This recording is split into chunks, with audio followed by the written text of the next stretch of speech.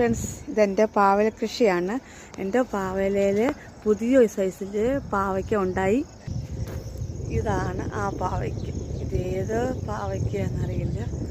നമ്മുടെ നാട്ടിലെ പാവയ്ക്ക ഞാൻ ഇങ്ങനെ കണ്ടിട്ടില്ല. ഇത് വേറെ 2 പാവയ്ക്ക ഉണ്ടായി തുടങ്ങി.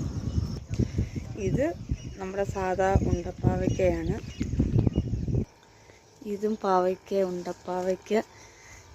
ഇവിടെയും പാവയ്ക്ക ഉണ്ടായി തുടങ്ങി.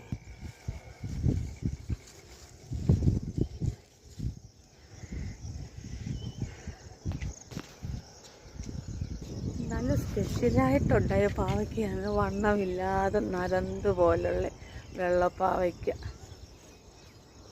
നിറച്ച് പൂ ഉണ്ടായിട്ടുണ്ട് എൻ്റെ പാവലയിൽ.